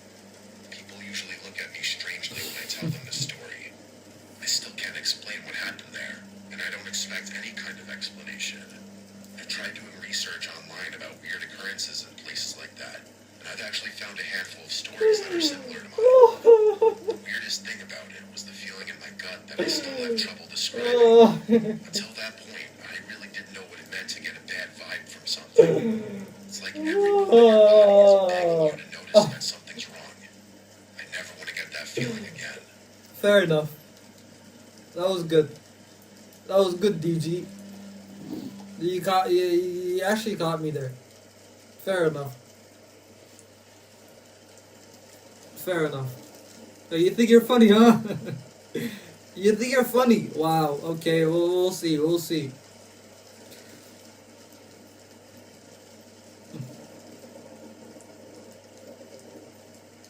One summer day, a man named John Randolph was hiking through a remote forest in Colorado when he began to smell something terrible. Intrigued, he followed the smell. Tacomina. Clearing, and in the clearing, John My saw birthday. what looked like an old campsite. One summer day, a man named John Randolph was hiking through a remote forest in I got you. Colorado Yeah, you did when he began that. to smell I was something actually terrible. very excited. I Intrigued, clicked on he it and followed I the just smell got me. until it brought him to My this birthday is clearing. April. My wedding is In May. the clearing, John saw what looked like Takominaya. an old campsite. Now, John is out Why do in you the want me middle to of call you nowhere, Naya? so Do you have the some idea sort that of somebody was fetish? camping out here in what looked like a long-term settlement was pretty bizarre to John. And so John walked into the clearing to see what was going on, and when he turned the corner and saw the ground in the middle of the campsite, he saw something that at first he couldn't even process. It was just so horrible, it just looked fake. But eventually he realized what he was looking at was real, at which point John turned around, sprinted out of there, and began screaming for help. But before we get into that story, if you're a fan of the strange, dark, and mysterious delivered in story format, then you've come to the right place because that's all we do, and we upload once a week. So if that's of interest to you, please invite the like button to go out to lunch with you. But once you get there, spend the entire Yeah, time everybody that chewing joins, as loudly as please possible like. with your mouth Let's wide get to open. Also, please subscribe 15 to our likes. channel and turn on all notifications so you don't miss any of our weekly uploads. I said I Okay, dare let's you. get into today's story. Why would I call you Naya? I low-key find that sexy though. Imagine you can call your girl Naya. That's beautiful. Because you're about to On the say first it. cold night of February 8th, 1874, Do you a want me to 65-year-old call you? man I'm so named Israel confused. Swan sat around this roaring fire with a big group of men inside of this valley in western Colorado. The men around the fire, including Israel, were all gold prospectors, which meant they traveled the western United States looking for gold. But over the past several weeks, this group of prospectors had been trapped in this valley because of all the terrible winter storms. They had these storms coming in that each time would dump up to 6 feet of snow. But on this particular 'Cause you were night, about to? as Israel No, sat I was by never the about to fire, say you know, Naya. enjoying the flames and hearing people tell stories, one of Israel's friends, one of the other gold prospectors, whose name was Alfred Packer, he stood up and basically pitched the whole group as to why they should come with him and leave the valley right now. Basically, Alfred told the group that, you know, the weather is starting to turn a bit, it's not as bad anymore, you know, the snow is starting to melt, and Alfred said, I know a pathway out of here that will take us out of this valley in If you want me just to call you 2 weeks, Naya, just say it. and it'll Alright? bring us right to Breckenridge, Colorado, which was an area that was known by prospectors for having lots and lots of gold. And so Alfred's basically telling them, you know, this is a win-win. We can get Look, out if of I here move sooner, to the and light, we can get my rich. face will be After bright. Alfred made this pitch, This is a he cool sat effect back that I just down, learned now. and everybody just Look. stayed quiet for a second. And Israel, he kind of looked around and watched to see if anybody would take Alfred up on his proposition. Now, Israel knew, unlike him, most of the other prospectors didn't like Alfred. They said he was lazy and difficult. But Israel felt like that was really not the reason they did not like his friend.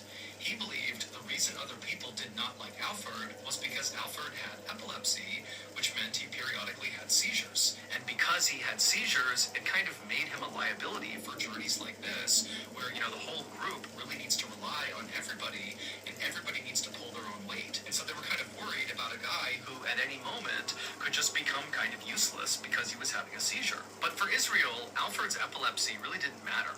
He didn't feel like Alfred was some huge liability. He felt like Alfred was actually very smart and quite bold. And so for him to stand up and make this pitch just kind of felt like in keeping with who he was. He was somebody that wanted to get things done, and Israel liked that about him. However, just because Israel liked Alfred, that didn't mean he was just going to naturally go with Alfred and do his big plan, but he was at least thinking about it. And as Israel was weighing out the pros and cons of, whether or not he should go with Alfred, he happened to look across the fire and he saw one of the men, this really big guy, was sitting there looking really serious and just shaking his head slowly back and forth like, no, you guys can't be considering leaving early. And then the big guy stood up and he held out his hand right in front of Alfred, basically telling him, like, don't say another word. And then this guy, while still looking at Alfred, he said, if you leave right now, all of your friends will die. And then this big guy sat back down again, and then everybody around the fire just sat there really tense for a few seconds in total silence. The big man who had just spoken... Oops.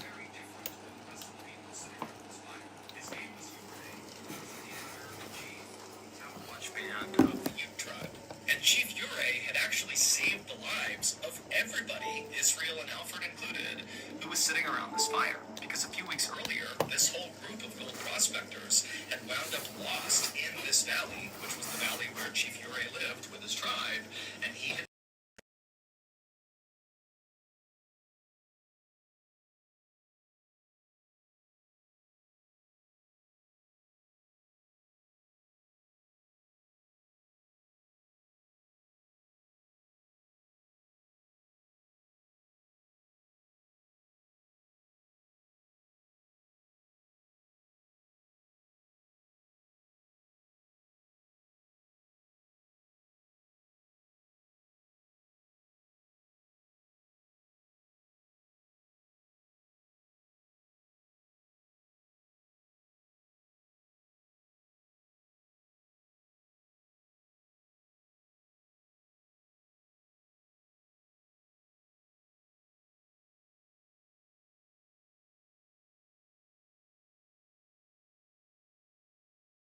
couldn't go home empty-handed. He literally needed Am I still gold muted? in order to continue to survive and take care of his family. So when Alfred stood up and broke the kind of tense silence and said to Chief Hiiiiii, thank you for your concern, but I am going to leave early and I just hope others will come with me. At that point, Israel saw the conviction in Alfred, and Israel really felt like he did need to leave now. He needed to get that gold.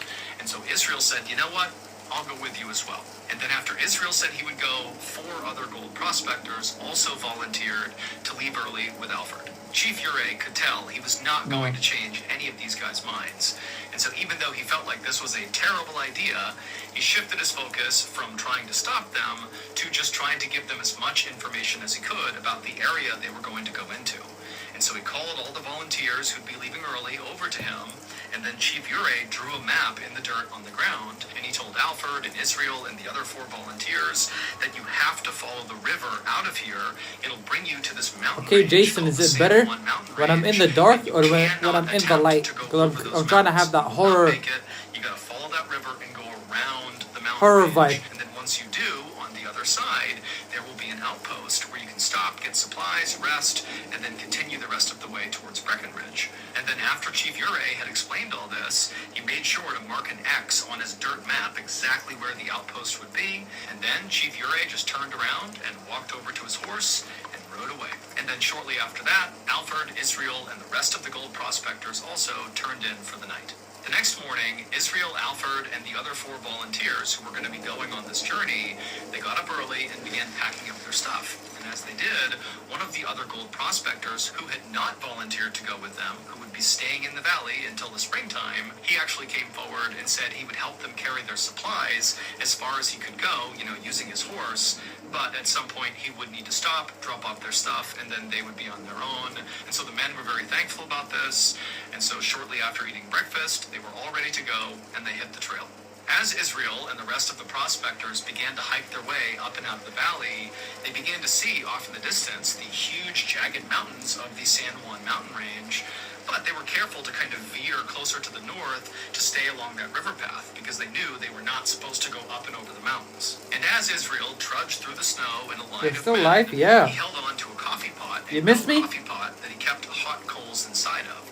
This not only kept his hands warm, but also, if he ran out of matches, he could easily start a fire using the coals. It was an old trick he had learned. And so as he's clutching this magnificent warm coffee pot in the freezing cold weather, Israel heard someone walking up behind him, and so he turned around and he saw it was Alfred. And he looked totally miserable, way more miserable than Israel was. And so, without even thinking about it, Israel just handed off his warm coffee pot to Alfred. And Alfred took it and clutched it and was obviously so thankful. Now, none of these gold prospectors had struck it rich. They were all basically poor. But of all these gold prospectors, Alfred really had the least of all of them. And as a result, Israel kind of felt protective of Alfred. And also, Alfred was half the age of Israel. Alfred was 30 years old. And so Israel kind of viewed Alfred as like a lost kid trying to find his way. And Alfred Jannah? had also confided in Israel Who's Jannah? that when the Civil War broke out in the United States, Alfred had attempted to join the Union Army on 2 different occasions because he wanted to fight the slave-holding Confederate Army. But in both cases, they kicked Alfred out for his epilepsy. But that had not stopped Alfred from tattooing on his arm his battalion information and his name. And unfortunately, because Alfred could not read or write, he misspelled his name when he gave it to the tattoo artist. And so when he got the tattoo, it did not say Alfred for his first name. It said Alfred, A-L-F-E-R-D. And from that point on, that was his name. Nobody called him Alfred. Mariam's name is also Jannah. How many names do you have? Oh my god. And then after getting rejected from the military, Alfred had kind of bounced around from one job to the next, never really putting his roots down and never starting a family. And so again, Israel just felt like this was a guy. This will be my last horror and so after story. Alfred very happily accepted that coffee pot from Israel, he in turn reached into his jacket and pulled out a flask with some alcohol in it, and he handed it to Israel, almost like a thank you for giving me this warm coffee pot. And then the 2 friends walked side by side for a while, passing back and forth the flask and the coffee pot. And then by late afternoon that day, when the snow was really starting to come down, the prospector who had volunteered to use his horse to help move some of their supplies, he had finally reached a point where he said, my horse can't go any farther, the weather's too bad. Mumtaz, So a beautiful he dropped name. all their supplies, and then he turned and headed back down the trail. And very likely, as these men watched him disappear down the trail, they all had the same thought. I just gotta suck it up for 2 weeks to get through this treacherous journey, and I will get to Breckenridge, and I will become rich.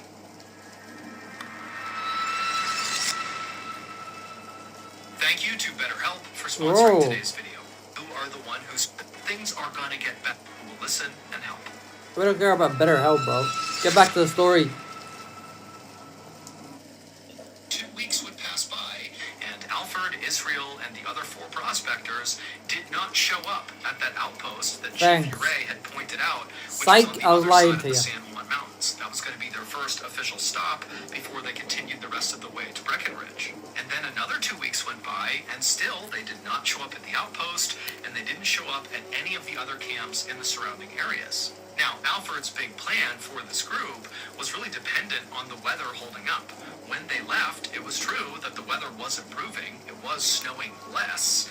But within a couple of days of this group setting off on the trip, those winter storms came back with a vengeance and just dumped snow all over the valley and all across the trail this group would have been on in their attempt to leave. But the only people who knew that these men had embarked on this perilous journey was the men themselves, and then also Chief Hiiiiii and the other gold prospectors who had decided to stay in the valley until spring. But even if Chief Hiiiiii and those other prospectors knew that Alfred, Israel, and the others were in trouble, they would have no way of helping them or getting to them or even communicating to the outside world. They were completely stuck in the valley and basically couldn't do anything. And so, in short, it appeared that Alfred, Israel, and the other 4 men were totally lost actually somewhere beautiful out name. in the wild, but nobody knew. But that would all all change on April 16th, 1874, roughly 2 months after Israel, Alfred, and the others had begun what was supposed to be a 2-week-long journey. That morning, a group of officials who manned the outpost that Israel and Alfred and the others were supposed to go to, they were having breakfast in one of the outpost's little log cabins. And as they're eating and talking to each other, suddenly from behind them, the door to the cabin flies open, and these officials, they turn around, and they see standing in the doorway is this totally disheveled-looking guy with long hair that's sticking up in the air, and a huge bushy beard, and in one hand he's got a rifle, and in the other hand he's got a metal coffee pot. And his eyes were darting like crazy side to side, and he was clearly in shock. You think my name is And he was nice? trying to speak, Badrudin. but he just couldn't. This man Creepy. was Alfred, and it was obvious to I the was waiting for officials you to that notice. this man is in dire need of help. And so without even asking him any questions, they whisked him inside, shut the door, got him some food, got him some water, and immediately Alfred's wolfing down the food as fast as he can until he began vomiting, at which point he apologized profusely and said, I've been starving out in the wild for weeks, and, it must have done something to my intestinal tract, it's probably damaged. But frankly, the officials did not care about the fact that he threw up all over the ground. They were worried this guy was going to die right then and there. And so the officials helped Alfred get cleaned up and put in warm clothes. And then Alfred asked them, do you have any whiskey? I want to kind of warm my body up. And they said, no problem. They handed him some whiskey. And so Alfred threw a couple of shots back. And then after that, it was pretty obvious that Alfred had kind of relaxed a little bit. And then at that That's a point, one of unique the name. officials Thank asked you. Alfred, what happened to you? As soon as Alfred was Thank asked this you, question, Montez. he shut his eyes and kind of grimaced, like even the thought of what had happened to him was just too painful to think about. But after a moment of silence, Alfred, with his eyes still closed, told the officials that he had been with 5 men and they were trying to hike their way out of the valley to get to Breckenridge, Colorado to look for gold. But as they were hiking this trail, this huge storm came in and made it really hard to navigate the trail they were on. And so the group decided they would actually cut through the San Juan mountain range. The thing Chief Hiiiiii said, don't do that, do not go over the mountains. They decided to do that. But as they were traversing these treacherous mountains, it was clear that Alfred was just not keeping up with the group. And so unfortunately, they made the decision to leave Alfred behind to die. And he user knew not he was found. being abandoned to die. And so he had to watch as his 5 friends, disappeared into the snow. But amazingly, Alfred did not die. Instead, he would spend the next nearly 2 months stumbling through the snowy forest, having no idea where he was going, eating roots and flowers and looking for shelter any chance he got. But the thing that really allowed him to survive out in the wild was when he was abandoned by the 5 others, he was in possession of that coffee pot that had the coals inside of it. And so at night, he was able to start fires, and then also at one point, he was so hungry that he cooked his leather shoes in the fire and ate them, because again, this guy is starving. And so really, he was on the brink of death when he randomly stumbled into this outpost and found this cabin. After Alfred finished telling his story, the officials were just totally shocked and silent, and Alfred eventually would ask them a question. He would say, have any of my men come through here? Did anybody else survive? And they would say, no, it's only you. We have not seen anybody else. Now, the officials did not send out a search party right away, mostly because it seemed kind of obvious that Alfred's men were likely dead by this point. It's been 2 months since they started that journey. The chances are just not good that they've survived. But even if these other men were not dead yet, the officials had no idea where to begin their search. They knew that if they actually wanted to go looking for these guys, they would need Alfred to lead the search, because he's the only one who knows where they could be. But Alfred was not healthy enough to go out in the wild and lead a search. And so for several weeks, Alfred just stayed in the outpost, resting and recovering. And then finally, when he was healthy enough, he would go out and lead a search party to go find the missing men. But unfortunately, he couldn't find anything. And so it wasn't until that summer, when all the snow had finally melted, that the mystery was finally solved about what happened to those other men. On August 20th, 1874, a traveling artist named John Randolph was hiking through a forest in western Colorado, roughly in the area where those other prospectors would have been walking on their attempt to leave the valley. And as John Randolph was walking through that area, he began smelling this horrible smell. And so John followed the smell until it brought him to this clearing, and then in the clearing was what looked like an old beat-up campsite. And so, being curious, John walked into the clearing to see who was in this campsite. But when he turned the corner and saw what was on the ground in the middle of this campsite, he froze, because on the ground in the middle of this campsite were 5 dead men all lying perfectly in a row. They were the source of the terrible smell. And right away, even though John was in shock from what he's seeing, he could tell that these 5 men did not die from something natural. One guy was missing his head altogether, and the other 4 had obvious signs of something being smashed really hard, probably repeatedly, into their heads. But that wasn't all. The other thing John immediately noticed is that the 5 bodies were in very different states of decay. 2 of the bodies were basically skeletons, but the other 3 were not. They were basically intact. Their chests had been cut and flayed open, but they all looked like they had died somewhat recently. In fact, one of the men looked so lively that it seemed like he was just sleeping, despite the gaping wound in his chest and his head that clearly indicated he was dead. Now, John wanted to turn and run away, but he had this morbid curiosity. He wanted to know what he was even looking at. What happened to these guys? And so, kind of against his better judgment, he walked a little bit closer to the bodies, and when he got close enough, he noticed something else that was totally off about the scene. When he was looking down at these men, he could tell that the wounds they had sustained, especially in their chest, looked surgical, like whoever had wounded them, whoever had cut them, had done so with an incredible amount of precision. This was not random hacks that got these guys killed. This was like a butcher carving up meat. And then John happened to look up from these 5 bodies, and he noticed just a little ways away was the remains of a burned out fire pit. And then there was a trail that kind of led off into the woods behind the fire. And so again, John, he wants to run, but he can't help but be really curious. And so he walked past the bodies, he went to the fire pit, and he followed that trail kind of back into the woods, and he found this ramshackle shelter kind of tucked away in the woods that was abandoned. No one was in there, but it had all the signs of someone living here for a pretty long period of time. And then suddenly, it was like all these pieces came together, and John realized what he had just stumbled on. Clearly, those 5 men had been murdered, and the person who murdered them very likely lived in this camp. And over the course of what looks like weeks or months, this person was butchering these men and then cooking their body parts over that fire and eating them.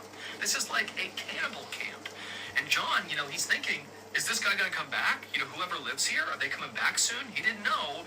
And so kind of in a panic, he pulled out a sketchbook, he sketched the area, and then he turned and sprinted out of there to go find help. It would turn out John the illustrator was totally correct about what he thought was happening at that camp. After Alfred was left behind to die, those 5 other men carried on into the night up into the mountains, and then somebody attacked them, began killing them, and eating them. And that person was Alfred. That was why Alfred had survived for so long. It wasn't just that he was able to make fires at night, it was that he was able to make fires at night and eat his friends. Now, no one has ever been able to actually determine how Alfred went about killing these 5 men, or even when he killed these 5 men. All we know is that based on the investigation, 4 of his victims appeared to have been asleep when they were murdered, but the 5th victim, who actually was Israel, the one guy who really liked Alfred and looked out for him and was kind of like a father figure to him, he was the only one who showed signs of a big struggle before he was murdered. While Alfred denied killing all 5 of the men, he said that he basically only killed one of them, and it was self-defense, and somebody else killed the other 4. It was kind of confusing. Despite those claims he had, the one thing Alfred never denied was the cannibalism. In fact, Alfred straight up told authorities that he grew to really like the taste of human meat. In fact, when they searched that campsite that John Randolph found, they would find the remains of a dead deer that was right near the campsite.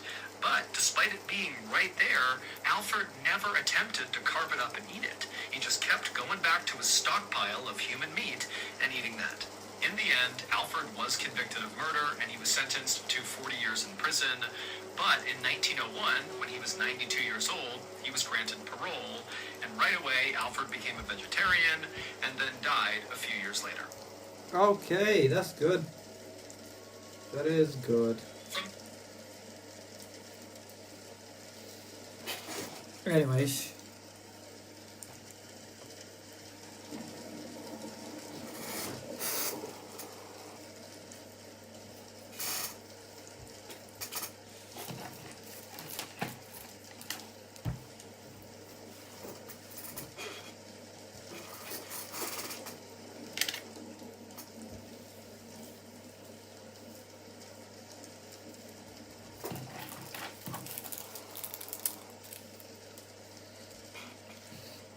Alright.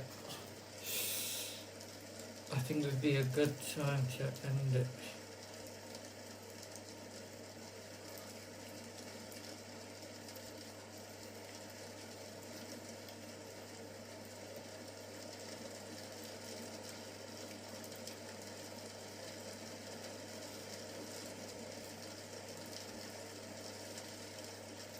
Right.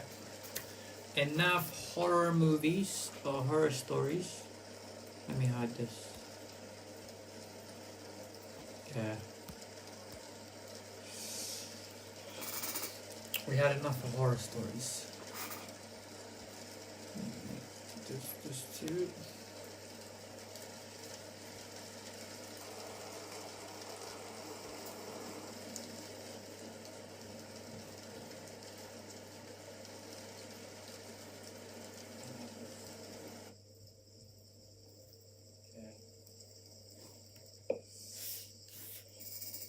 We had enough of horror stories. Just two.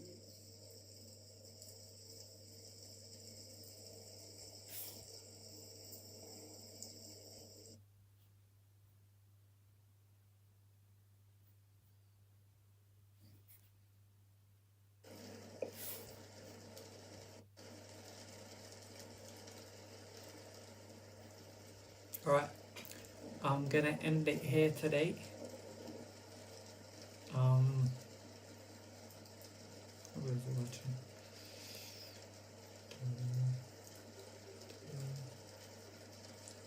Alright.